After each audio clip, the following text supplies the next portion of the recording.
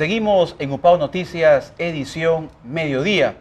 Y ahora vamos a conversar con el destacado biólogo pesquero, Carlos Bocanegra, sobre lo que estamos los trujillanos, liberteños y el Perú en general soportando en este verano tan cálido, altas temperaturas que se convierten pues ya en insoportables. Y como lo decíamos antes de la pausa, no solamente fastidian, incomodan a nosotros los ciudadanos, sino también esto repercute en el sector productivo, en el sector agrícola, en el sector ganadero, en el sector marítimo. Entonces vamos a conversar, repito, con el biólogo pesquero Carlos Bocanegra sobre los efectos de estas altas temperaturas en Trujillo y si este fenómeno va a continuar todo el año, cuáles son las expectativas respecto a lo que estamos viviendo. Buenas tardes, señor Carlos Bocanegra, bienvenido a UPAO. Buenas tardes, para mí es un placer nuevamente estar con ustedes. Y es cierto, la pregunta que nos hacemos los liberteños es, ¿estamos en Piura? Pareciera, ¿no es cierto? ¿Estamos en Tumbes? Porque de verdad estas temperaturas no corresponden históricamente a las temperaturas de Trujillo. Recordará la población, y esto va también como conocimiento para los jóvenes y los niños, Trujillo teníamos ese cliché de decir Trujillo la ciudad de la eterna primavera. Claro. ¿Y por qué éramos la ciudad de la eterna primavera? Porque las temperaturas ambientales fluctuaban como la máxima 25 grados y la mínima 15. Es decir, teníamos un clima rico. Un clima ideal para poder vivir durante todo el año, ¿no? Así es. Nunca hemos tenido inviernos crudos ni veranos extremos.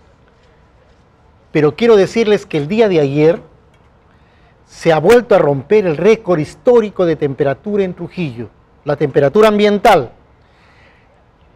Un termómetro que tenemos fijo acá en el distrito de La Esperanza, hay un joven estudiante que lo tiene permanentemente monitoreando, nos ha dado la cifra de 33.9 grados. El día de ayer. El día de ayer en La Esperanza. En Huanchaco estábamos hablando de 30 grados, en Trujillo 31 grados. Es decir, por eso es que ya la verdad, esto ya nos hace preocuparnos a extremos que en la noche no podemos dormir. La temperatura no baja en la noche, ¿no? Cualquiera dice, bueno, ya voy a la fresca en la noche. No, es una cosa increíble lo que está pasando. Y lo peor de esto es que si hablamos desde el punto de vista científico, universitario, que es lo que nos interesa acá, estamos ante un problema que hasta ahora no se dilucida. Es decir, se está preguntando nuevamente, ¿es niño? Claro, no hay una, diríamos, certeza de qué fenómeno estamos viviendo actualmente. Así es. Y contigo conversábamos antes de entrar a la entrevista, y la población debe recordar, en el mes de enero, ¿dónde se produjeron los primeros huaicos, las primeras inundaciones? Lima, claro, al Arequipa, sur del país. Al sur del país. Y lo peor, volvemos a... ¿Cuándo han ocurrido estos eventos tan fuertes en términos de inundaciones, desbordes de río? Siempre han sido a los términos del Niño, porque el Niño, como evento climático, tiene un nacimiento, un desarrollo y un término. Claro. Y justo el término es que se da con esas inundaciones, huaicos, ¿no? Aquí se ha invertido el fenómeno, aparentemente. Así es. Eso es lo que nos está llamando la atención a la comunidad científica. Realmente, ¿qué está pasando? Yo quiero humildemente decir de que ya no podemos seguir juzgando estos eventos extremos climáticos con patrones, con características que el cambio climático ya lo trastocó. Tenemos que hablar de climas extremos y de cambios climáticos, nada más. Correcto. Ahora, ¿cuál es el efecto que generan estos cambios, estas temperaturas tan altas en la producción pesquera? ¿Cómo está el sector pesquero afrontando esta situación anómala aquí en La Libertad, en Trujillo? La historia nos ha dicho que cuando hay un niño, o sea, la presencia de masas de agua cálidas, aguas que van de 3 a 7 grados de diferencia, ahora tenemos 7 grados de temperatura, en Huanchaco pasó de 22, que es lo normal en verano, pasó a 26 grados, es decir, las especies como nosotros también, los seres humanos, tenemos un rango de temperatura en la cual podemos resistir o sobrevivir. Por ejemplo, los seres humanos, nuestra temperatura corporal es 38 grados como máximo. Ya pasando 38, comenzamos a tener fiebre. 40, ya, pues sí, básicamente Claro, la muerte, por supuesto. ¿no? Pero esa es la temperatura corporal. ¿Y qué hace el ser humano para mantener su temperatura?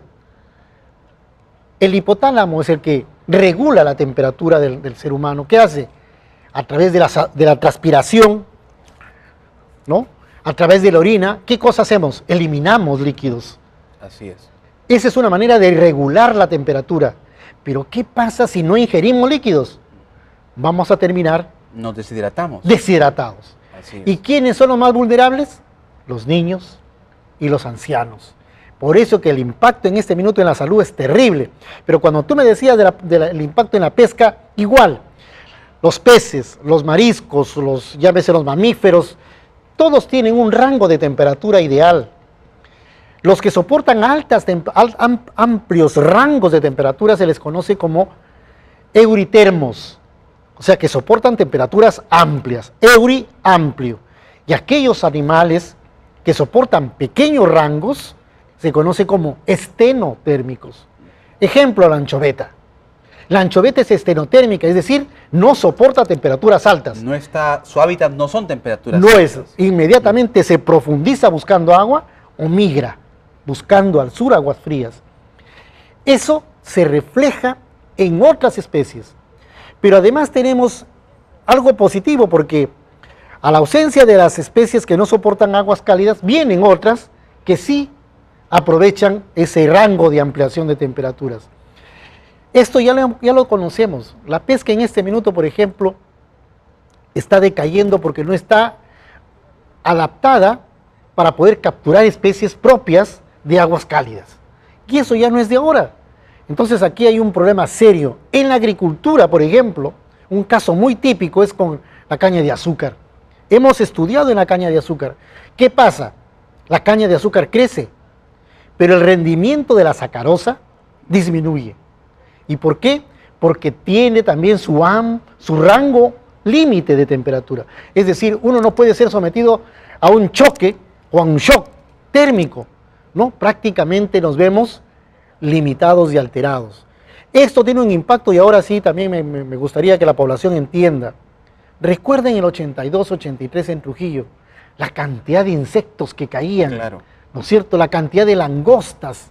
Es decir, los insectos son los primeros en aprovechar las temperaturas altas porque ellos tienen periodos de reproducción cortos.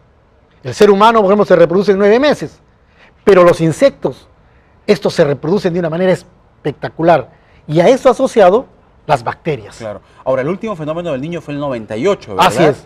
Sin embargo, las características climáticas de ese fenómeno de hace 19 años son totalmente extremas a lo que estamos ahora, se viven extremas en relación a eso, ¿no? Claro, pero como tú Distan decías, de muchos patrones distintos, diferentes. diferentes. Totalmente. Decíamos, pareciera que se ha invertido el Niño, ¿no? Primero reventó en el sur, lo que normalmente es en el norte. Muy bien.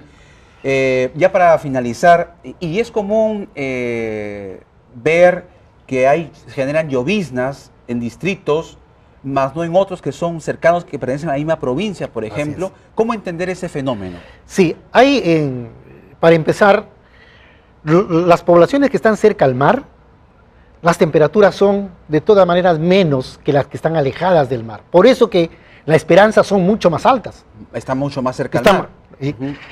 ¿Qué pasa? Existe lo que significa microclimas. Puede estar lloviendo en Trujillo y no pasa nada en Huanchaco. Lo que hemos visto en estos días, el cielo nublado, cargado de nubes muy densas, porque hay una tremenda evaporación. Pero ¿ha llovido en Trujillo? ¿Lluvia como lluvia? No. Hemos tenido lloviznas. Claro. ¿Pero dónde ha llovido? En Chepén. Al extremo que incluso se ha desbordado el río que pasa por allí. El río Chicama ya se desbordó, ¿no? Ha habido un desborde a la altura de Sausal. O sea, es decir, aquí tenemos un factor, la evaporación, la condensación de nubes y la precipitación, que es la lluvia, pero esa lluvia va a estar en función de la velocidad y la dirección de los vientos. Para suerte en Trujillo, o será la naturaleza, o estaremos bendecidos, que hasta ahora los vientos hacen que esas nubes van al interior, hacia la sierra, nos están protegiendo o van hacia el norte. Por eso es que existen microclimas en una localidad determinada. Muy bien, estaremos atentos siempre bajo la orientación del destacado biólogo pesquero Carlos Bocanegra e informando a la comunidad sobre estas altas temperaturas que afectan no solamente al desempeño personal, sino también en la parte agrícola, ganadera y también en la pesca. Pausa y regresamos con más información en UPAO Noticias, edición mediodía.